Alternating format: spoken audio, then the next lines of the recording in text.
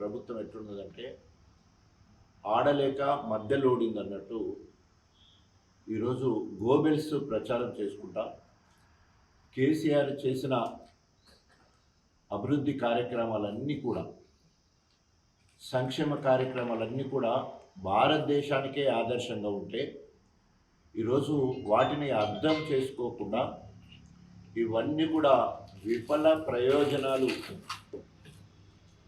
అన్నట్టు నిరూపించడానికి ప్రయత్నం చేయడం రేవంత్ రెడ్డి ప్రభుత్వానికి సిగ్గుచేటు.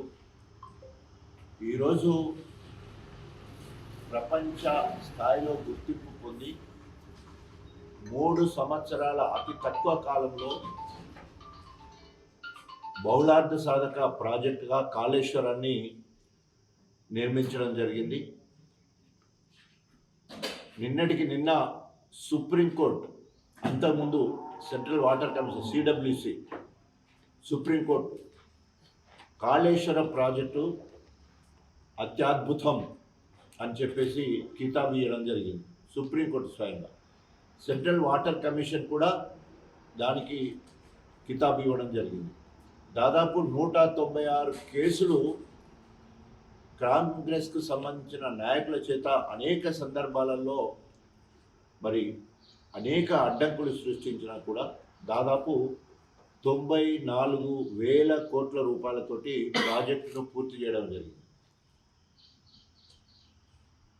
అసలు ఏమాత్రం ఇంకిత జ్ఞానం లేకుండా కాళేశ్వరం ప్రాజెక్ట్ అంటే ఓన్లీ మేడిగడ్డ, దాంట్లో 7వ బ్లాక్లో 2 పిల్లర్లకు మరి చీరికలు రావడం, దాన్ని పెద్ద విఫలమైపోయింది అని చెప్పేసి ఆంధ్రకు నీళ్లు దోసిపెట్టడానికి చంద్రబాబు నాయుడుతో రేవంత్ రెడ్డికున్న గురు శిష్యుల బంధాన్ని బలపరచుకోవడం కోసం ఈరోజు తెలంగాణకు సంబంధించిన నీటిని ఆంధ్రకు దోసిపెట్టడం జరుగుతుంది. కాంగ్రెస్ ప్రభుత్వానికి లేదా పార్టీకి చాటుగా బీజేపీ వాళ్ళు సహకరించడం జరుగుతూ ఉంది. ఎలక్షన్లకు ముందు మేడిగడ్డ ఇంతకుముందు చెప్పినట్టు 2 పిల్లర్స్కి, ఒక్క మేడిగడ్డ బ్యారేజ్కి 2 పిల్లర్కి గీతలు పడితే లేదా చీరికలు పడితే విత్ ఇన్ నో టైంలో national dam security authority NDSA వెంటనే ఏం లేకుండానే ఒక కమిటీ వేయడం జరిగింది. 2019లో పోలవరం కొట్టుకపోయింది. డయాఫ్రమ్ వాల్ అంటారు, డయాఫ్రమ్ వాల్ కొట్టుకపోతే దాని మీద మాత్రం ఎలాంటి కమిషన్ వేయలేదు, NDSA ఎంక్వైరీ లేదు. కానీ ఆంధ్ర మోడీ అలా బాయ్ అన్నట్టున్నారు కాబట్టి దానికి వెంటనే 1000 కోట్లు మంజూరు చేసి దాన్ని రిపేర్ చేయడం జరిగింది. ఈరోజు ఒకటే నది, గోదావరి నది, 2 రాష్ట్రాలు, 2 ప్రాజెక్టులు. మనకు విభజన చట్టంలో పార్లమెంట్లో మనకు ఒక జాతీయ ప్రాజెక్టు తీసుకోవాల్సి ఉంది. కానీ ఆంధ్రకు మాత్రం పోలవరాన్ని జాతీయ ప్రాజెక్టు తీసుకుంటారు. తెలంగాణలో కాళేశ్వరాన్ని జాతీయ ప్రాజెక్టు గుర్తించమని అనేక సార్లు విన్నవించుకున్నా కూడా ఒక్క పైసా కూడా కాళేశ్వరానికి కేంద్ర ప్రభుత్వం సహకారం చేయలేదు. మన బాధలేదో పడి మనము ఈరోజు దాదాపు 22 జిల్లాలకు దాదాపు మనం వాడుకుంటే 500 TMC వరకు వాడుకోవచ్చు. ఇప్పటికిప్పుడు నికరంగా ఉన్న నీళ్ళు 210 TMC. మనం ఇంకా పెంచుకునే దానికి అవకాశం ఉంది. అంటే కేసీఆర్ భాషలో చెప్పాలంటే 30 నుండి 40 లక్షల ఎకరాలకు నీళ్ళు అందించే వరప్రధాని మరి కాళేశ్వరం ప్రాజెక్టు. కాళేశ్వరం ప్రాజెక్టు అంటే ఒక మేడిగడ్డ మాత్రం కాదు, 3 బ్యారేజ్లు ఉన్నాయి, దాంట్లో 16 రిజర్వాయర్లు ఉన్నాయి. అదేవిధంగా 203 కిలోమీటర్ల టన్నల్ ఉంది, దాదాపు 1530 కిలోమీటర్ల గ్రావిటీ కెనాల్ ఉన్నాయి. అదేవిధంగా 19 సబ్స్టేషన్లు ఉన్నాయి. 16 రిజర్వాయర్ల ద్వారా ఇప్పటికిప్పుడు పండుతున్నది దాదాపు 18 నుండి 20 లక్షల ఎకరాలు సరిగ్గా నీటిని వాడుకోకున్నప్పటికి కూడా గొప్పగా జరుగుతూ ఉంది. అంతేకాకుండా మిడ్ మ్యానేర్కు ఈ కాళేశ్వరం ప్రాజెక్టును అనుసంధానం చేసి సెకండ్ ఫేజ్ ఎస్ఆర్ఎస్ కింద సెకండ్ ఫేజ్లో ఉన్న లోయర్ మ్యాన్ కిందికి వెళ్ళిపోతే డోర్నకాలు కావచ్చు, మహబూబాద్ కావచ్చు, తుంగతుర్తి కావచ్చు, సూర్యాపేట వరకు, ఖమ్మం వరకు ఇలా నీళ్లు పోతున్నాయంటే అవి కాళేశ్వరం నీళ్ళు. ఆలేరుకు నీళ్ళు వస్తున్నాయంటే కాళేశ్వరం నీళ్ళు. ఇంత గొప్పగా ప్రాజెక్టు ఉండి దాన్ని ఎక్కడో కొంత మరమ్మతులు చేసుకొని ఇవాళకి ఎప్పుడో బాగు చేసుకోవాలి. ఉదాహరణకి మిడ్ మ్యానేర్ ఇప్పుడు రాజగోపాల్ రెడ్డి కాంట్రాక్టర్గా మిడ్ మ్యానేర్ పని మొదలు పెడితే కడుతున్నప్పుడు అది కూలిపోయింది, దాని గురించి పట్టించుకోలేదు. రాజగోపాల్ రెడ్డి కాంట్రాక్టర్గా ఉన్నప్పుడు జరుగుతుంటాయి ప్రమాదాలు, జరుగుతుంటే కూలిపోయింది. దాని గురించి ఏ ఎంక్వైరీ లేదు, ఏం లేదు. మనకు నీళ్లను అనుసంధానం చేసుకొని మిడ్ మ్యానేర్ ద్వారా లోవర్ మ్యానేర్కి వచ్చే అక్కడి నుంచి వెళ్ళి మరి కిందికి కాకతీయ కెనాల్ ద్వారా కింది దిగువ ప్రాంతం అంతా పారాలని ఏకైక లక్ష్యంతో దాన్ని మనం అనుకున్నాం.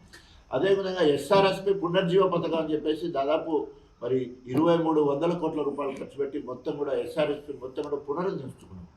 అదేవిధంగా ఈరోజు ప్రభుత్వం ఏర్పడిన తర్వాత ఎస్ఎల్బిసి మనందరూ కూడా తెలుసు, దాదాపు 4-5 వేల కోట్ల రూపాయలు ఖర్చు పెట్టి 8 మంది సజీవ సమాధి అయిపోతే 3 నెలలు దాటినా దాని మీద ఎంక్వైరీ లేదు, కమిషన్ లేదు, దాని ఆలోచనే లేదు. పెద్దవాగు అని ఖమ్మం దగ్గర ఇప్పటికి 2 సార్లు కూలిపోతే దాని మీద అతి లేదు, గతి లేదు.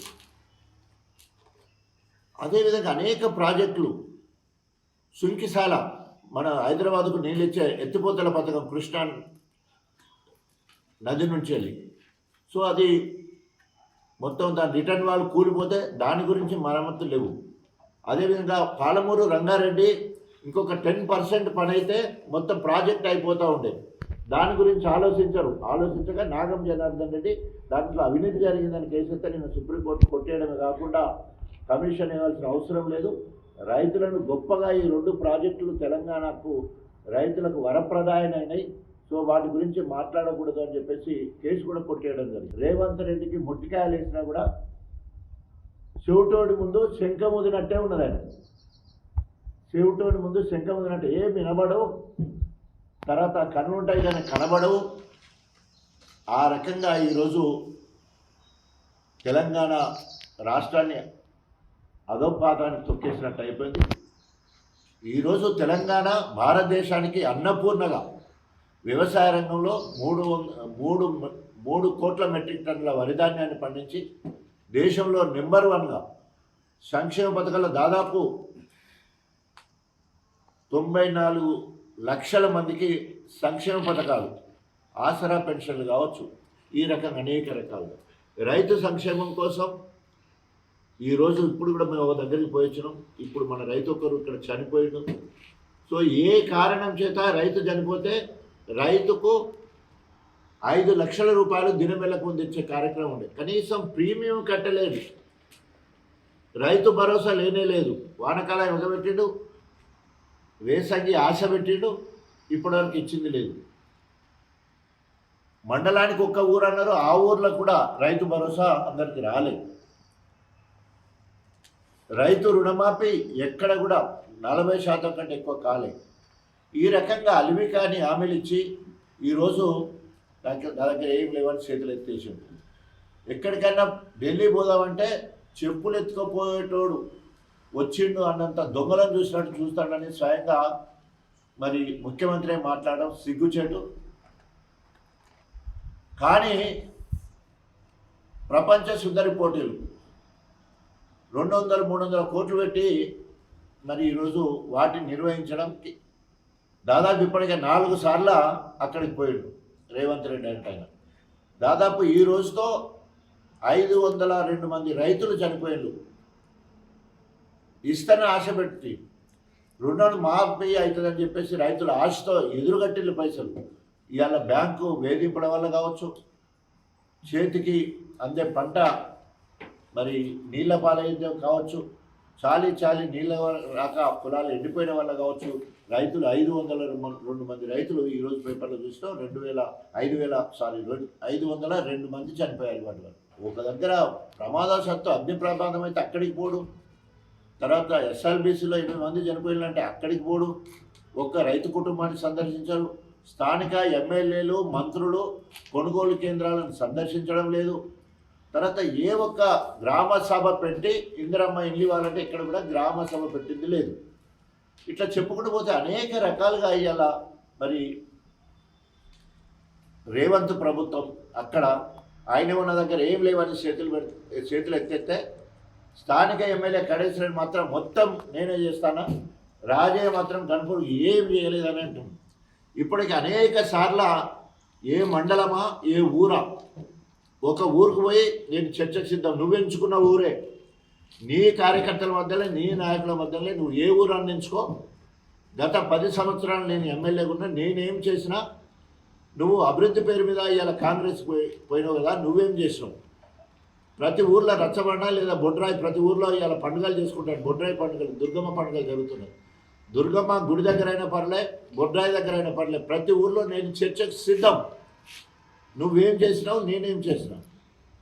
సిగ్గు శరం ఉండాలి కదా మాట్లాడికి. ఇవాళ రఘునాథ్ పెళ్ళి అంటే ఒక 10 సంవత్సరాల కింద రఘునాథ్ పెళ్ళి నుంచి ఎవరైనా అమెరికాకో ఆస్ట్రేలియాకో లండన్ పోయి వస్తే ఇప్పుడు గుర్తుపట్టనంత మార్పు కనబడుతూ ఉన్నది. నేషనల్ హైవే వచ్చింది, నిడిగొండ దగ్గర నుంచి మొదలు కొడితే దాని అవతల కళ్యాణ కంచెలు మొదలు పెడితే మనం మొత్తం కలితే 69 కిలోమీటర్లలో చాలా ప్రాంతం ఇవాళ రఘునాథ్పల్లి ఉన్నది. రియల్ ఎస్టేట్ డెవలప్ అయింది. అనేక సార్లు నేషనల్ అథారిటీ వాళ్ళతోటి మరి కూర్చొని రోడ్డు ప్రణాళిక సిద్ధం చేసుకుంటే 5-10 లక్షలు ఉన్న భూములు ఇవాళ 5 కోట్ల నుండి 10 కోట్ల వరకు ధరలు పెరిగినాయి. అంటే ఎందుకు పెరిగినాయి? అందుబాటులో నీళ్లున్నాయి, అవసరం ఉన్న కరెంటు ఉన్నది, తర్వాత భూములు దొరుకుతూ ఉన్నాయి, రెవెన్యూగా రోడ్స్ ఉన్నాయి. ఇవాళ ఇక్కడికి వచ్చి మనము ఈ 10 సంవత్సరాల్లో అనేక అభివృద్ధి కార్యక్రమాలు, మనము రఘునాథ్పల్లి నుంచి వెళ్ళి నర్మటకు పెద్ద రోడ్ వేసుకోగలిగినాం. ఆ ప్రాంతం అంతా కూడా అభివృద్ధి అయిపోయింది. అదేవిధంగా మనం కంచెపల్లి దగ్గర బ్రిడ్జ్ చేసుకోగలిగినాం.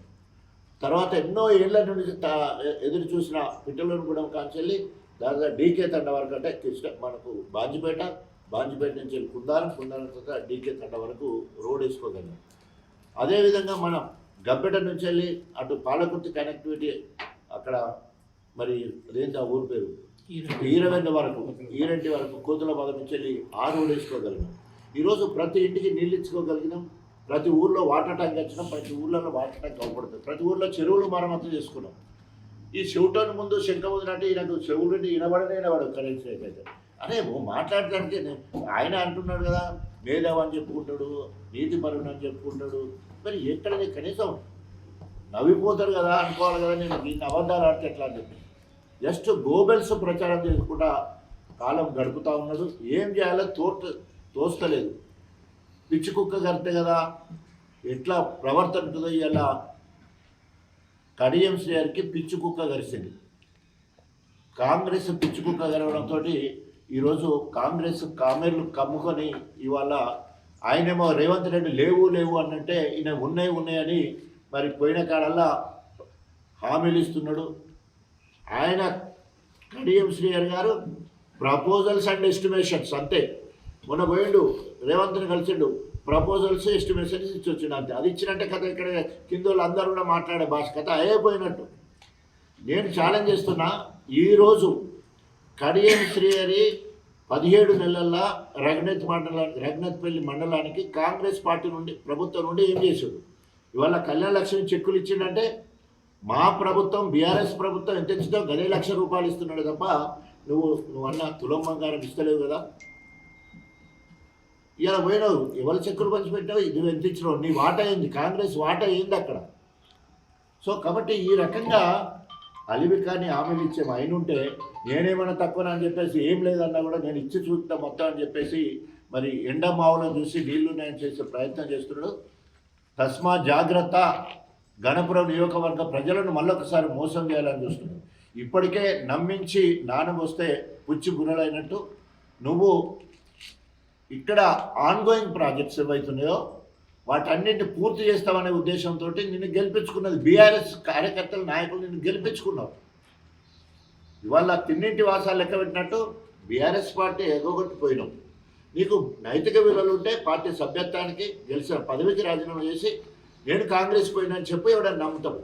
నేను కాంగ్రెస్ పార్టీ నుండి గెలిస్తే తెలంగాణ రాష్ట్ర సాధన కోసం ప్రజల మనోభావాలను అర్థం చేసుకొని కాంగ్రెస్ పార్టీకి ఎమ్మెల్యే పదవికి రాజీనామా చేసి తెలంగాణ జెండా పట్టుకొని తెలంగాణ సాధన కోసం నేను పోతానని చెప్పినప్పుడు ప్రజలందరూ కూడా నాకు బ్రహ్మరథం పట్టేళ్ళు 11,500 గెలిచిన నన్ను 33,000 గెలిపించు, 58,000 గెలిపించు, 30,000.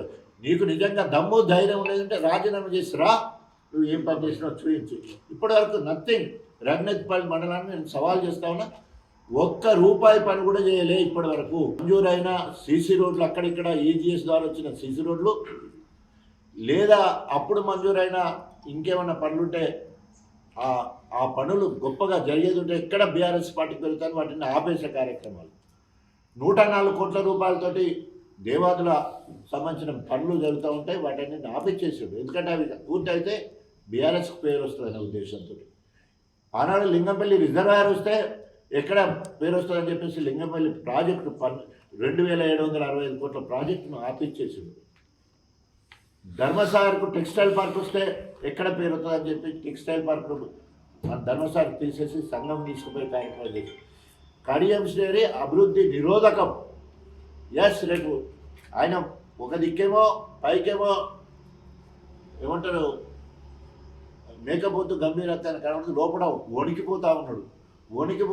ఎందుకంటే ఇప్పుడు ఎలక్షన్లతో నన్ను పర్వతానికి తరిమి కొడతారని చెప్పేసి. ఎందుకంటే ఆయన చేసిన మోసం ఉట్టిట్టు మోసం కాదు.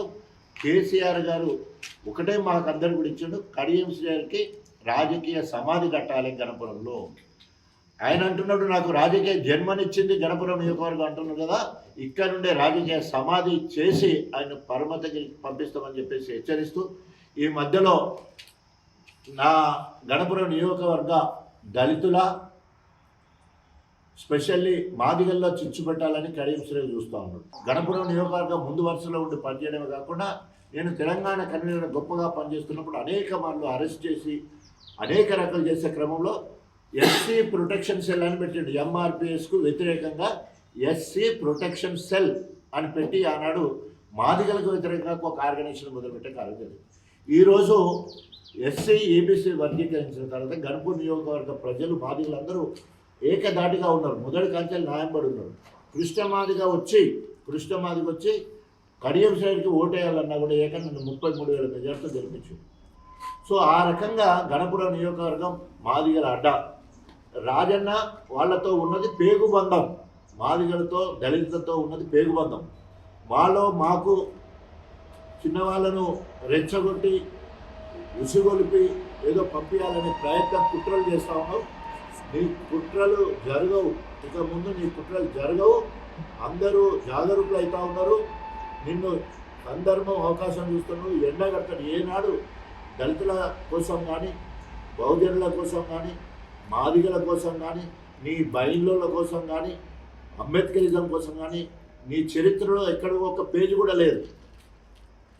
కానీ ఇవాళ ఎంఆర్పిఎస్లో పనిచేసినాం. అంబేద్కరిజం గణపూర్లో ఉన్న నియోజకవర్గంలో ఉన్న అనేక అంబేద్కర్ విగ్రహాలు స్థాపించడం జరిగింది.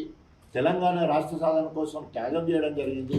జనగామని జిల్లా ఏర్పాటు చేయడానికి నేను రాజకీయ భవిష్యత్తును పడంగా పెట్టడం జరిగింది. ఈ రకంగా చెప్పుకుంటే నీకు నాకు నక్కకు నాగలోకానికి ఉన్నంత తేడా. ఓకే, నీ పని నువ్వు చేసుకుంటావు. కానీ ఎక్కడైనా బీఆర్ఎస్ జోలికి వచ్చినా, ఎక్కడైనా కేసీఆర్, కేటీఆర్, హరీష్ రావు, కవితక్క జోలికి వచ్చినా, లేదా బీఆర్ఎస్ కార్యకర్తల జోలికి వచ్చినా నీ అంతు చూస్తామని హెచ్చరిస్తూ సెలవు తీసుకుంటాం. ఇండియా పాకిస్తాన్ తాజా అప్డేట్స్ కోసం డౌన్లోడ్ చేసుకోండి RTV లైవ్ యాప్.